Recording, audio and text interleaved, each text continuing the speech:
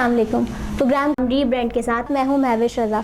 जिस तरीके से पिछले प्रोग्राम में हम बात करते हुए आ रहे हैं मौजूदा सूरत हाल पाकिस्तान में क्या चल रही हैं, क्या चीज़ें हो रही हैं, दिन ब दिन क्या क्या हालात पैदा हो रहे हैं। जिस तरीके से अगर हम बात करें तो पेट्रोल की कीमतें ऊपर से ऊपर चली जा रही हैं, डॉलर्स भी हमारा बढ़ता चला जा रहा है, लेकिन जो गरीब आवाम है उनकी उजरत में इजाफा नहीं हो रहा, गरीब आवाम की तनख्वाहों में इजाफा नहीं हो रहा, लेकिन हमारी कीमतों में चीनी ले लें, हम कुछ अशियाएँ ले लें, उसमें कीमतें दिन ब दिन बढ़ती ही चली जा रही हैं।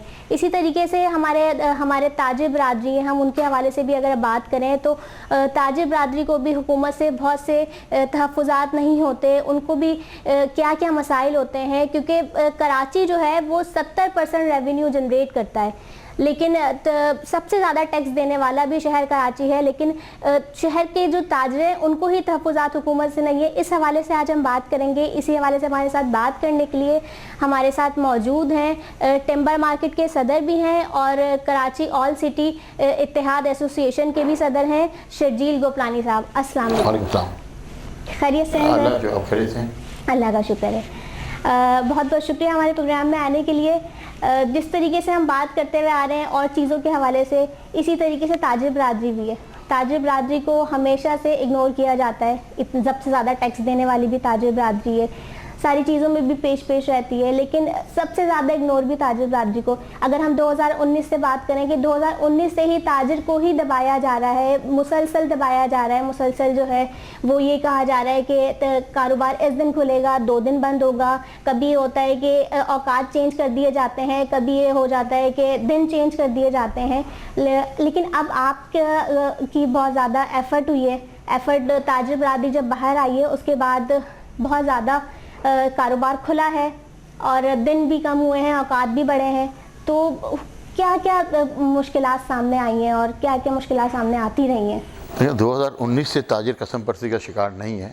अगर आप देखें तो 1980 के बाद आज तक कराची की तिजारत बल्कि मुल्क की मैशत ज़वाल पजीर है।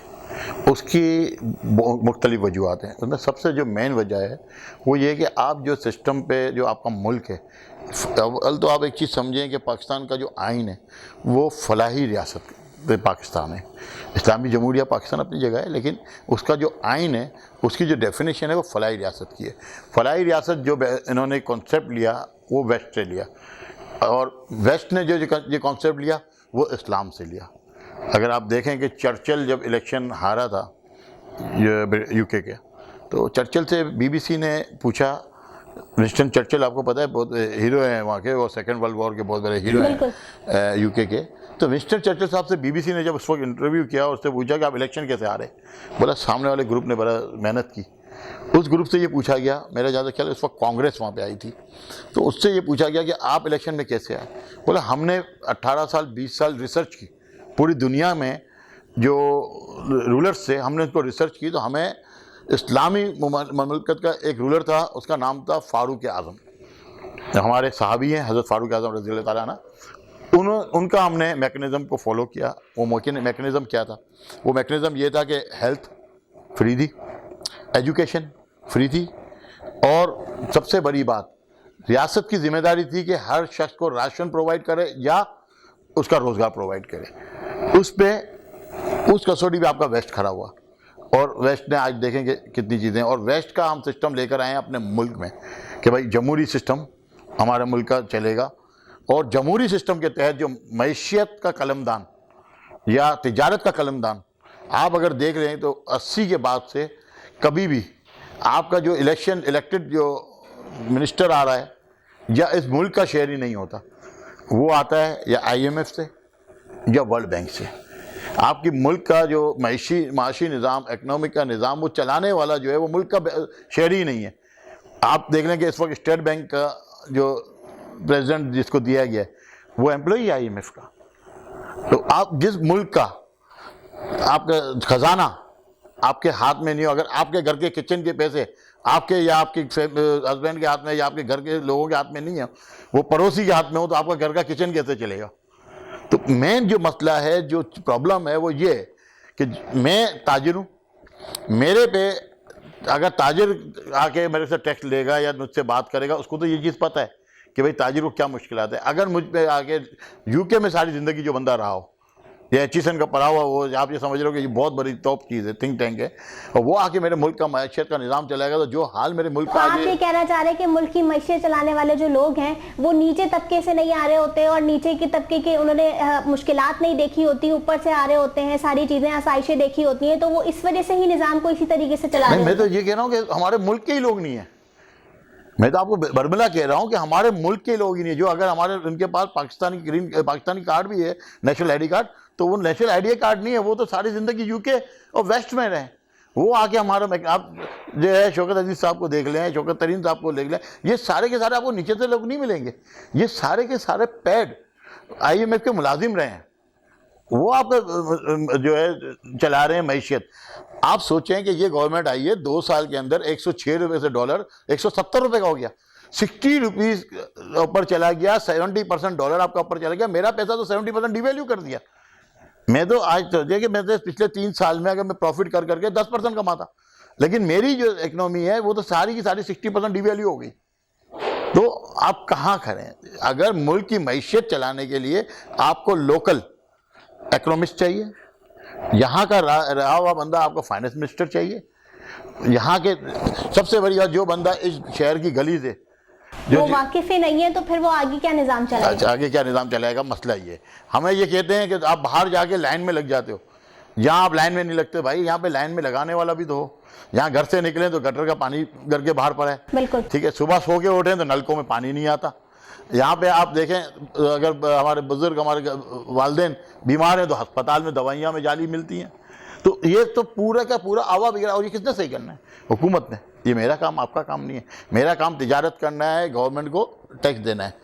मैं गवर्नमेंट को टैक्स देने का 3200 अरब रुपए आपका शहर कराची टैक्स देता है, बिल्कुल ऐसे ही, ठीक है। आपका टोटल जो वॉल्यूम है वो 42 से 4400 अरब रुपए का है, ठीक है, जो आपको टैक्स कलेक्ट होता है। इसमें से 3200 अरब रुपए एक शहर आपका जनरेट कर रहा होता है। उस शहर में आपके पास जो है अच्छी सवारी नहीं है, ट्रांसपोर्ट नहीं है, आप सबसे ज्यादा इग्नोर तो शहर को, इसी के शहर को किया जाता है। ये हम नए लिए ना लोगों की, हुक्मरानों की, अब नए लिए, और उसके बाद आप जो टैक्स डिपार्टमेंट है जो वो हम पे मसलत भी कर दिया जाता है कि कराची के ताजिर के बारे में ये कहा जाता है, जब हम पंजाब जाते हैं और बल्कि FBR में भी जाते हैं, बोलते हैं कराची के ताजिर डरपोक हैं इसलिए वो टैक्स देते हैं, जबकि ऐसा नहीं है।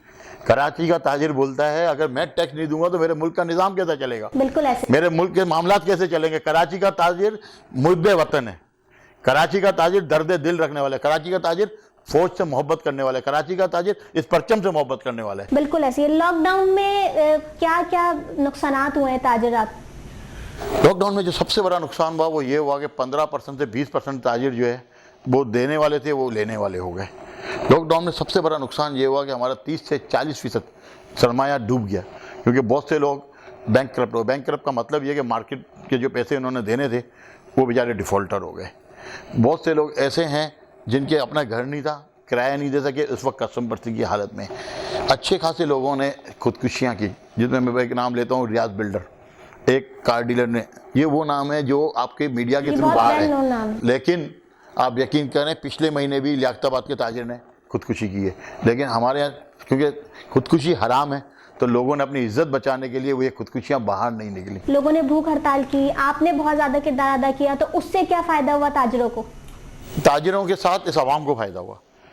देखिए हम मुसलमान हैं, हमारा तवक्कल अल्लाह के ऊपर है कि ज़िंदगी और मौत सब कुछ अल्लाह की तरफ से, जो परेशानी भी, जो आजमाइश भी आनी है मेरे रब की तरफ से आनी है, इंसान की कोई ताकत नहीं। और अगर इंसान ये समझता है कि मैं कुछ कर सकता हूँ तो अल्लाह ताला तो कुरान में फरमाता है कि तुम मकर करो फिर मैं बताऊँगा, बिल्कुल ठीक है, मफहूम ये है।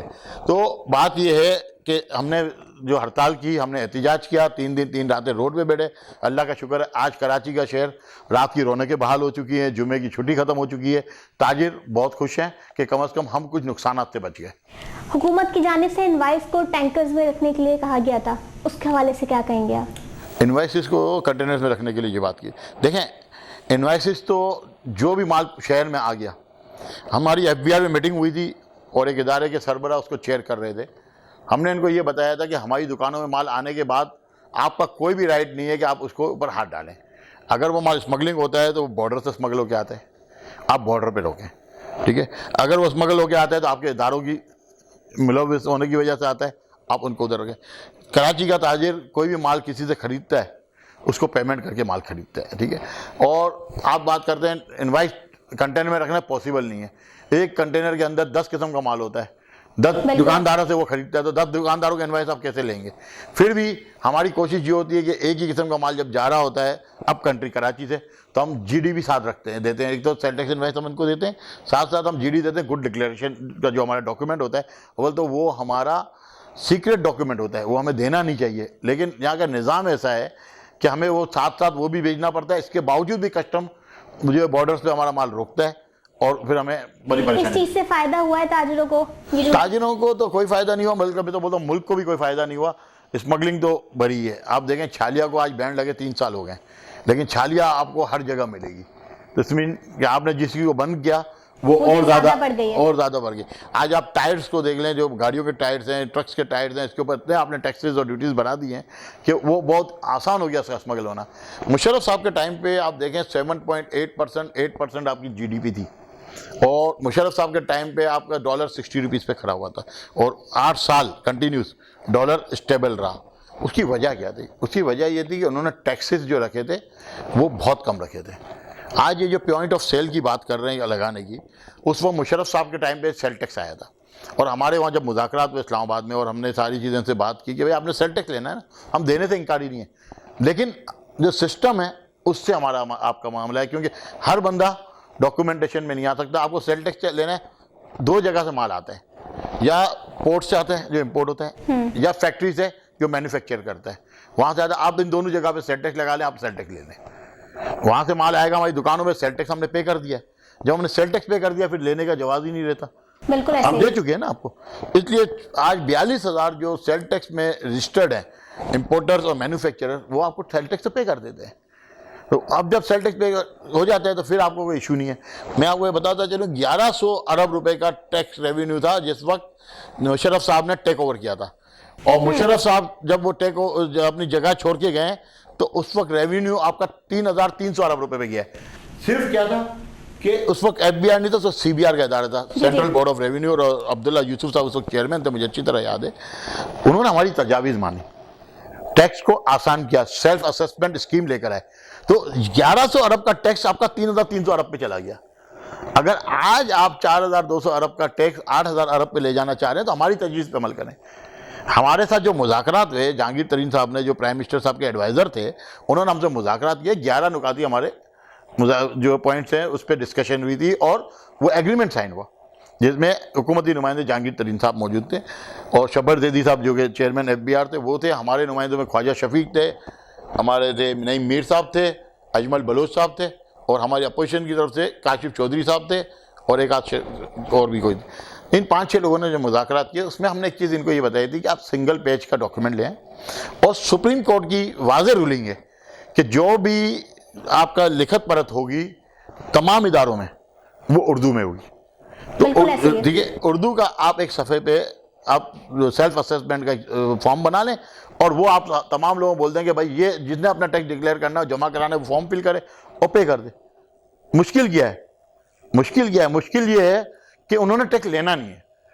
उनका मसला है कि उनका करप्शन का, कि उनको पैसे हर बंदा अगर डॉक्यूमेंट दे देगा तो उनकी आमदनी बंद हो जाएगी, वो लोगों को डराएंगे कैसे? बिल्कुल ऐसे ही असल मसला ये है।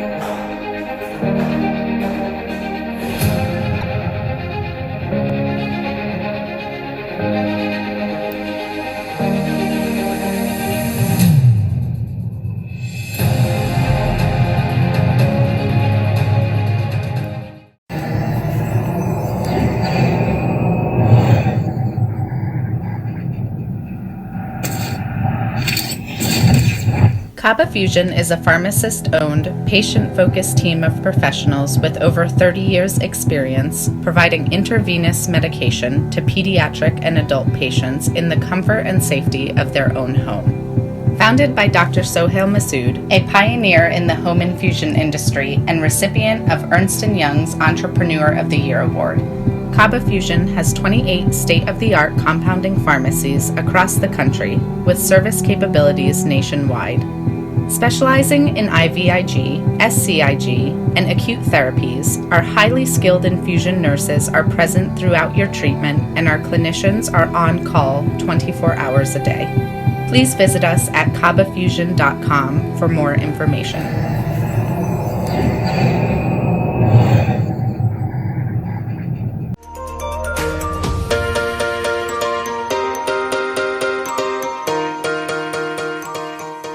सैंटियागो कैनियन कॉलेज का अहम ऐलान। पाकिस्तानी तालिब इल्मों के लिए खुशखबरी। पाकिस्तान में घर बैठे आला तालीम के ख्वाहिशमंद कंप्यूटर साइंस और बिजनेस एडमिनिस्ट्रेशन में ऑनलाइन ट्रेनिंग प्रोग्राम के तहत 2 साला डिग्री प्रोग्राम पेश करता है।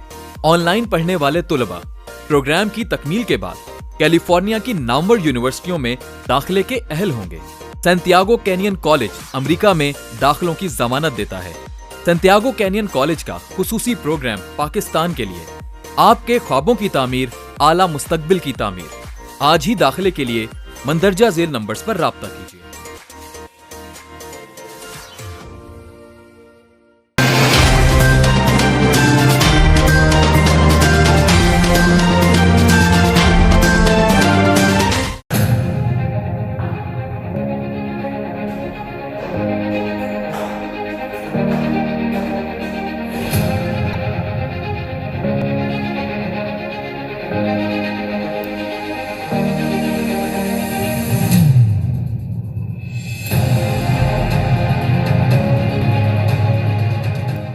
एफबीआर ने पॉइंट ऑफ सेल को लाजिम करार दे दिया है, तो इस बारे में आप लोगों को क्या है? देखिए, हमने तो इसके मुस्तरद कर दिया और परसों एक अच्छा खासा बड़ा ताजिर कन्वेंशन कराची में हुआ है। वैसे तो पूरे पंजाब में हो चुका है, केपीके में हो चुका है। 24 तारीख को कोयटा में हमने कन्वेंशन रखा है। 29 तारीख को हम शारे दस्तूर पे एहतजाज करने जा रहे हैं एफबीआर के खिलाफ। देखिए, पॉइंट ऑफ सेल उनका कहना ये है कि भाई अच्छी कि आपने sale tax. Point of sale है क्या basically? Point of sale basically क्या है कि आपने कोई माल खरीदा, ठीक है, वो आप इनपुट की इनवाइस लें। अब वो इनपुट की इनवाइस आपने ली, 100 पीस आपके पास आए, अब आप उसको 2-2 बेच रहे हैं, उसको आप सिस्टम में डालें, सेल टैक्स आपने पे कर दिया, 0 रेटेड का आप जो है रिटर्न फाइल कर दें। आपका एक बात बताएं, एजुकेशन का लेवल क्या है इस मुल्क का? क्या आपके पास 85%, 90% लिटरेसी रेट है? आपके 30%, 25% लिटरेसी रेट में आप बोल रहे हैं कि आप कंप्यूटर के ऊपर एक बंदा बिठाएं। अब सिस्टम को चलाने के लिए एक बंदा आपको फुल टाइम चाहिए, अकाउंटेंट जो सिस्टम पे बैठे। इसको असिस्ट करने के लिए आपको एक बंदा देना पड़ेगा जो आके इसको चालान और सारी चीज़ें बताए। आपको बिजली 24 आवर्स चाहिए ताकि आपका सिस्टम चलता रहे। अगर बिजली नहीं है तो जनरेटर या यूपीएस आपको लगाना पड़ेगा हमें, ठीक है। फिर वाईफाई, वो डिस्कनेक्ट नहीं होना चाहिए, 24 आवर्स आपका वाईफाई चलता है। क्या ये माहौल कराची में या पाकिस्तान में है? आप मुझे बताएं, आपके घर में बिजली 24 घंटे आती है, क्या आपका वाईफाई बगैर ब्रेकडाउन के चलता है? क्या आपका वाईफाई ब्लफ नहीं करता? कैसे चलाएंगे? और जहां आपसे गलती होगी इसके ऊपर आपके फाइन और आपकी दुकान सील। पैसा मेरा, टैक्स में देता हूं, रोजगार में लोगों को दूं, करप्शन वो करें और मेरा बाप वो बने। मेरे पैसे पे किस अच्छा पॉइंट ऑफ सेल आप क्यों लगा रहे? आपको टैक्स चाहिए, सेल टैक्स तो आपको मिल गया। जब एडवांस में आपने सेल टैक्स मैन्युफैक्चरर और इंपोर्टर से ले लिया, रिटेलर से आपने क्या लेना है? आप चीज बताए ना कि आपको सेल टैक्स चाहिए। जो माल आपका आ रहा है 2 जगह से आ रहा है, या मैन्युफैक्चरर से आ रहा है या इंपोर्टर से, उसने तो आपको सेल टैक्स पे कर दिया। फिर मेरे पास लगाने का, अब उनको कहना है कि वो मैन्युफैक्चरर और इंपोर्टर चोरी कर रहा है। अब मैं इंपोर्टर की आपको बात बताऊंगा। जो कानून है पाकिस्तान का, इंपोर्ट ट्रेड प्राइस फिक्स होती है, ठीक है। वैल्यूएशन डिपार्टमेंट जो है, डायरेक्टर वैल्यूएशन, एक चीज की प्राइस ये फोर्स है कि 100 रुपए का है, उसने चेक किया, भाई 100 रुपए का है, 100 रुपए के ऊपर वो हमसे इस पर custom duty, sale tax, income tax, port handling charges, terminal handling charges, ये सारी हम इनको पेमेंट करके वो माल अपने घर ले आते हैं। ठीक है, हमने टैक्स दे दिया, अब हम आगे बेच देते हैं किसी को। जब हमने टैक्स बेच दिया, अब 17% सेल टैक्स मैंने उससे लेना है जिसको बेचा, उसका तो सेल टैक्स पे हो चुका है। जो कंज्यूमर, आप कोई चीज प्रोडक्ट खरीदने मार्केट में जा रहे हैं, आपने हर आइटम का टैक्स पे कर दिया है। आपका आइटम आपका खरीदने से पहले उसका टैक्स पे हो चुका है। तो फिर मेरे पास पॉइंट ऑफ सेल क्यों? हाँ, या तो मैंने एक चीज बेचनी हो और टैक्स आपका कलेक्ट करके आपको देना हो, फिर तो एक बात समझ में आती है डिवाइस लगाने की। जब मैं पहले ही उस प्रोडक्ट का टैक्स पे हो चुका है, तो फिर पॉइंट आप डिवाइस क्यों लगाने की बात कर रहे हैं? सिर्फ और सिर्फ करप्शन बढ़ाना है और लोगों को उलझाना है। तो इससे कोई फायदा नहीं है, अगर ताजिर बरादरी को कोई फायदा नहीं है, बनस्बत और नुकसानात हैं। देखिए सीधी सी बात है, करप्शन ही बढ़ेगी ना, क्योंकि ईस्ट में तो मोस्टली जो है वो पॉइंट ऑफ वेस्ट और ईस्ट में जो पॉइंट ऑफ सेल जो है वो है, तो अब जो चाह रहे हैं वो पाकिस्तान में भी करना चाह रहे हैं, तो आप लोग फिर इसके इतना अगेंस्ट क्यों जा रहे हैं? मैं आपकी बात करता हूँ, चलें मैं वेस्ट की भी बात नहीं करता, इंडिया की बात करते हैं। हमारा नेबर कंट्री है, इंडिया में कहीं भी एडवांस सेल टैक्स नहीं लिया जाता। एडवांस इनकम टैक्स नाम की कहीं भी दुनिया के, पूरी दुनिया का आप उठा लें कानून, कहीं भी एडवांस इनकम टैक्स और एडवांस सेल टैक्स नहीं लिया जाता। पाकिस्तान में कोई प्रोडक्ट आपकी पाकिस्तान में बॉर्डर के अंदर आने से पहले हम एडवांस इनकम टैक्स और एडवांस सेल टैक्स दे चुके हैं। देखें, मैं फिर वही बात कह रहा हूँ कि एडवांस हम दे चुके हैं पेमेंट, तो फिर पॉइंट ऑफ सेल की जरूरत क्या है? आपने मुझसे टैक्स, मेरे से टैक्स आप एडवांस दे चुके हो, अब आप मेरे यहाँ पॉइंट ऑफ सेल क्यों लगा रहे हैं? या तो आप एक काम करें, एडवांस सेल टैक्स खत्म कर दें। भाई मैं बेचूंगा तो दूंगा ना, सेल टैक्स क्या है? बेचने के बेचूंगा तो दूंगा।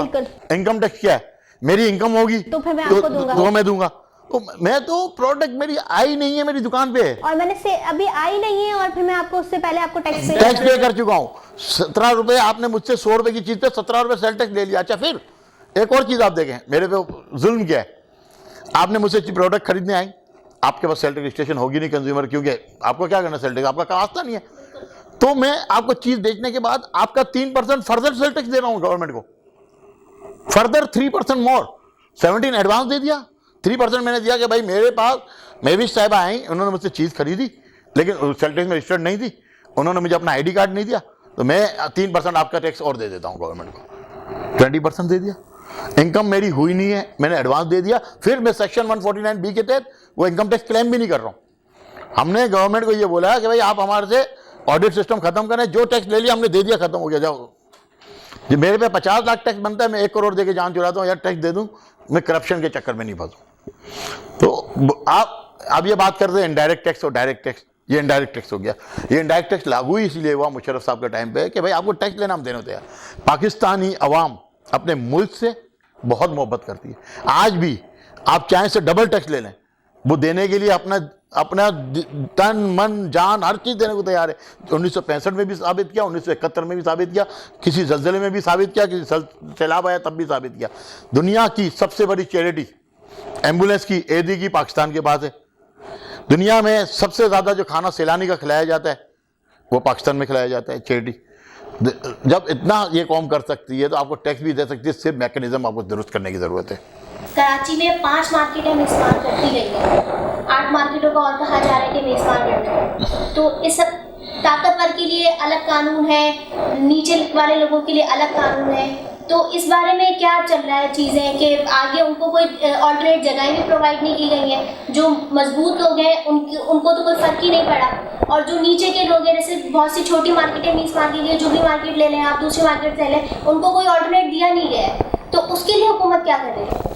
देखिए बात तो सही है कि ताकतवर के लिए कानून और है, गरीब आदमी के लिए कानून और है।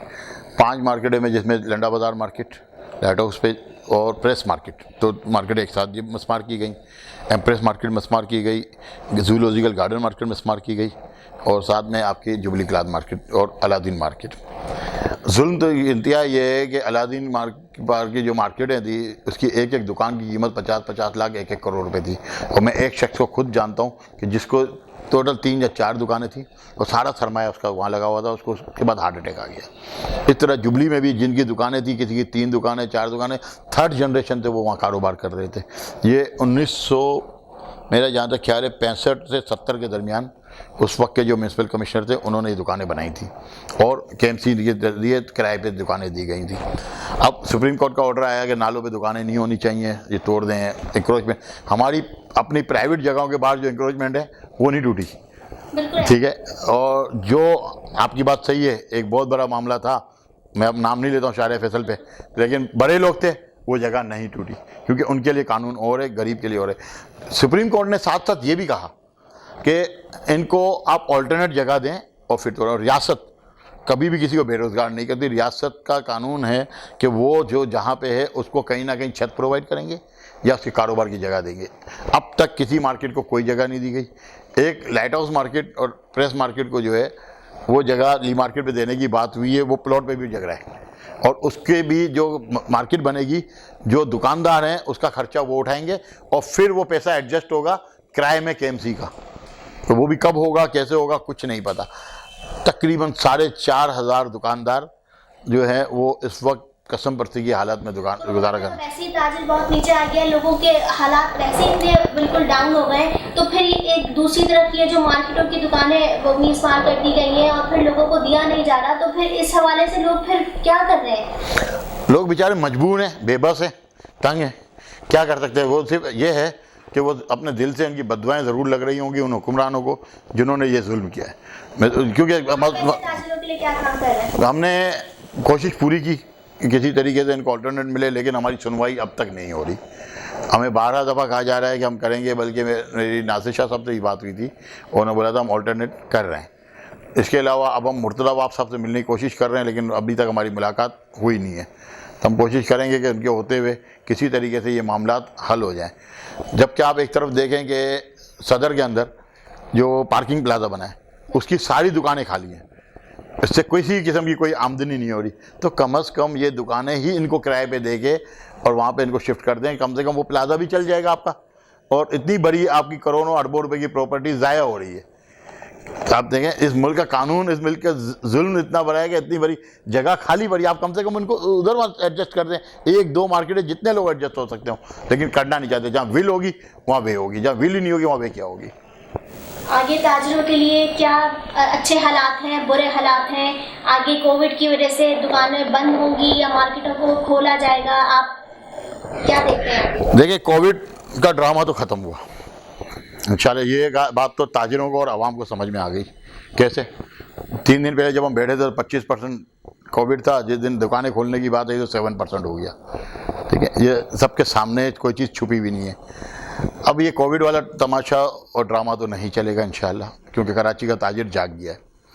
दूसरी बात, आप कराची के ताजिर की हालात की बात कर रहे हैं। कराची के ताजिर अगर एक हो गए और अपने रहनुमाओं पे इनको भरोसा आ गया और अपनी लीडरशिप को अगर इन्होंने मजबूत किया तो इंशाल्लाह कराची के ताजिरों का फ्यूचर ब्राइट है।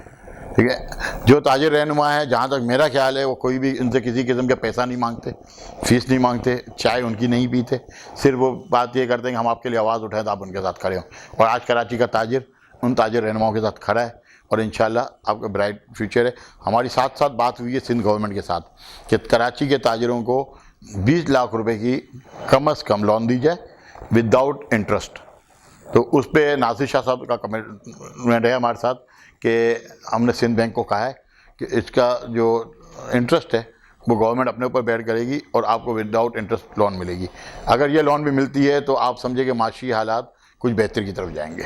बहुत बहुत शुक्रिया सजील कुपलानी साहब, आपने हमें वक्त दिया और इतनी अच्छी चीज़ें हमें बताई। आज के प्रोग्राम में हमने बात की ताजिरों के हवाले से, ताजिरों को किन किन मुश्किलात का सामना करना पड़ा है। FBR ने जो पॉइंट ऑफ सेल लागू किया है उसके हवाले से हमने बात की कि उसको भी अगर किया जाएगा, उसको लाजिम करार दिया जाएगा तो ताजिरों को क्या क्या मुश्किलात का सामना करना पड़ेगा। हुकूमत पे हमने बात की कि हुकूमत की कौन कौन सी नाअहली है जिसकी वजह से ताजिर बरादरी को नुकसान पहुँच रहा है। इसी उम्मीद पे हम आज के प्रोग्राम का अख्ताम करते हैं कि आने वाला कल गुजरे हुए कल से बहुत बेहतर होगा। अपनी मेज़बान महविश रज़ा को इजाज़त दीजिए। अल्लाह निगहबान।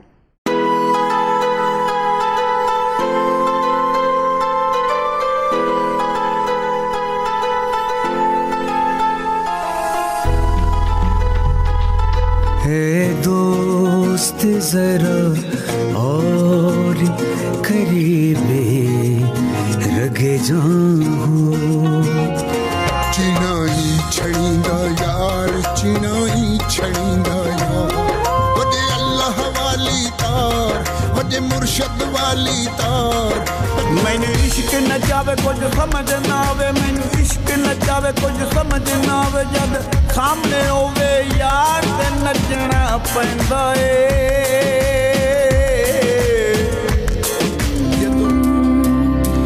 उस दिन तुम खुशी मनाना, पर सबके संगी हैं, कर एक बार तू एतबार, फिर देख तमाशा यारी का।